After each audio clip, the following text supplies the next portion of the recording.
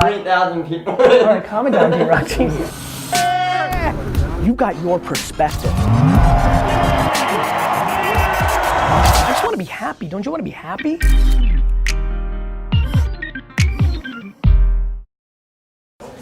Here's how I think we should do it. I think you guys should be sending me clips, and if you don't get an answer, like I think you do it twice, like kind of what you just did. And I think tonight you kind of go with the third and final chance. Otherwise, we're gonna title 5 is the right way to do it. Got it? Yeah, I thought so too. Okay. And sometimes stay inside of my mind. I gotta get out, I gotta decide. I just don't think people externally realise the machine Definitely not. that Vayner is. It's Definitely it's not. incredible. Yeah, it's really incredible. I'm seriously blown away by it. Yeah, I mean, you know, when you purposely disguise something, it's hard for anybody to know. Yeah, yeah. You know? Keep getting in my own way.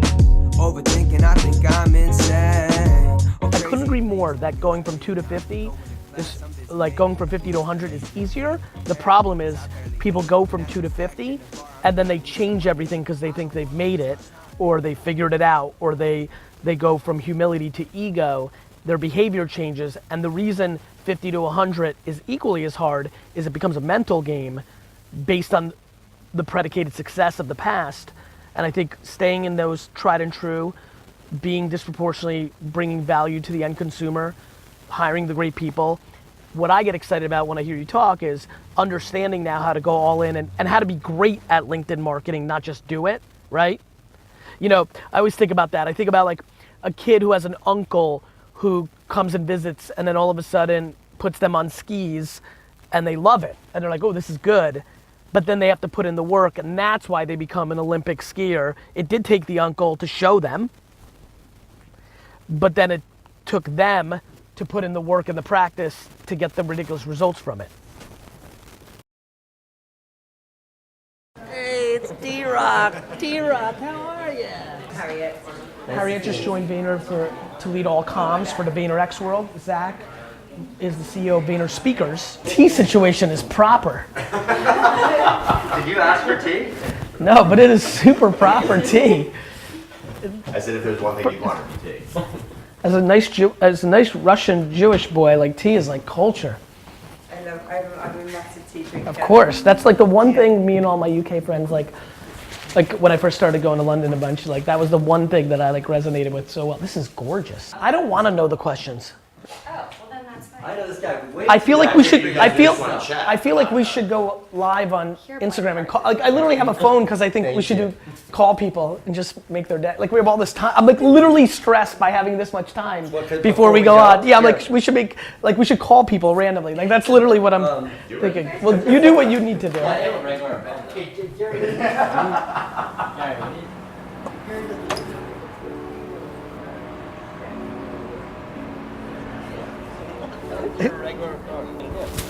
Well, there's just too much downtime, so I was gonna make content. Like, get it good, ready?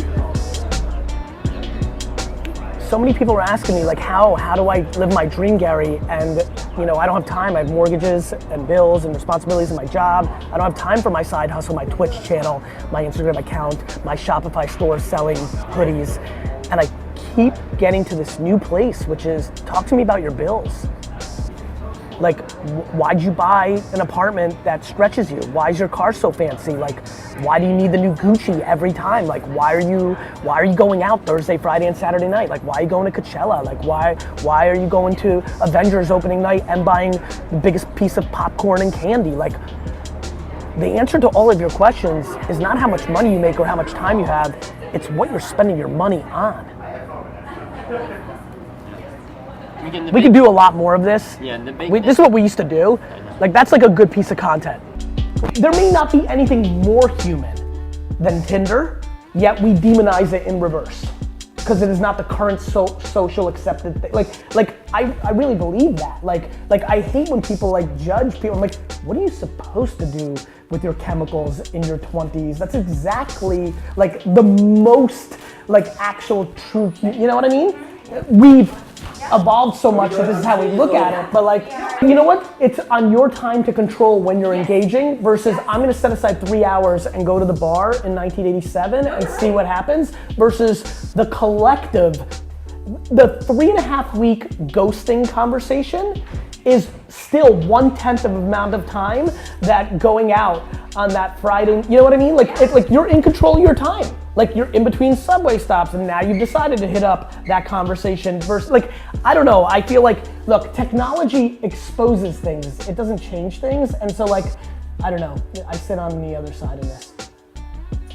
Well, on that note. Yes. What time do you put on? That online dating is the greatest thing that's ever happened to people. And like, they're in control of it. Like, you don't like it, don't use it. Yeah, so bring all your stuff Like, with you guys. I love people that demonize online dating, but then like on people writing letters, right? Like pick a side. This far, I'ma make it happen. Keep working hard. Sometimes stay inside of my mind. I gotta get out, I gotta decide. And every little thing will be alright. And sometimes I stay inside of my mind. I gotta get out, I gotta decide. And every little thing it'll be alright. And sometimes I stay inside of my mind. I gotta get This is it. Super excited about it. Fired up. Uh-huh. Super excited about it.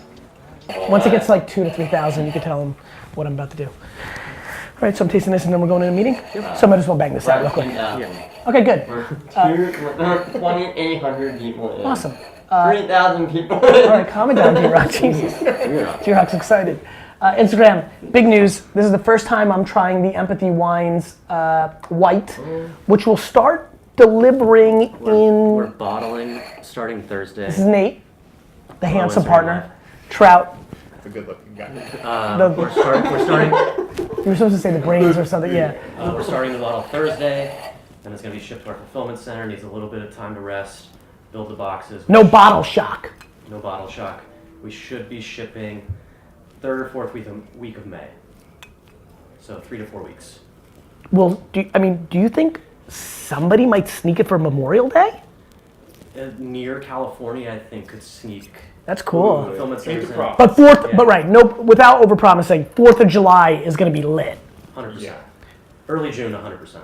By the way, if you're not reordering your rosé, you're making a huge mistake. You can order rosé in 3/6/12s by itself right now. If you go to Empathy Wines, I know a bunch of you have gone through your rosé already, so go do that.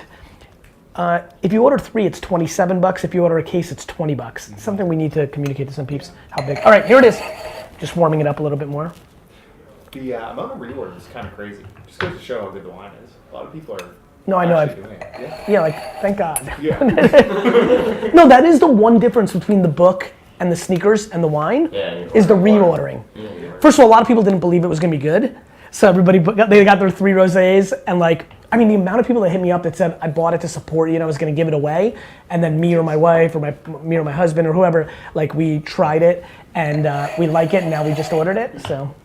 D-Rock, that's a great placement. Really? Yeah. D-Rock knows what he's doing. You focus on wine, you let D-Rock focus on content. It's a good situation. You fucked it up there, D-Rock. Oh, you're trying to do double. Got it. Okay, here we go. The white aromatics are killer. We're gonna win that game. What's the final breakdown of varietals? Do you know? I just got the text sheet. That means you do know. Why don't we?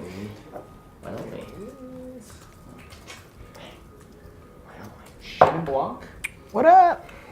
Chardonnay, Grenache Blanc. Ooh, so Chenin and Grenache Blanc are 2 of the 3 most highest percentages. Yeah. How much Chenin? 27%. Love it. Love it. Guys, I made this wine, like we made this wine with, actually I can't say we because I can't speak to what these guys were thinking. For me, selfishly, when we were tasting, I was like, yo, we need to make out a wine that just changes the white wine game because rosé and red are eating up the game. Like red's been established, rosé's eating into white. We got to get people excited about white again, and I don't think that can just be Sauvignon Blanc. I don't think that just can be Chardonnay. I think it needs to be a blend. And when I think of Grenache, and I think of Chenin Blanc, but I think of Chardonnay foundational in the middle. Like, I'm excited. All right, what else? A little bit of Albarino, and just a splash of Verdejo and Muscat. It's like a kitchen sink blend, but all really exciting grapes. Here we go. Aromatics are lady. Be alright.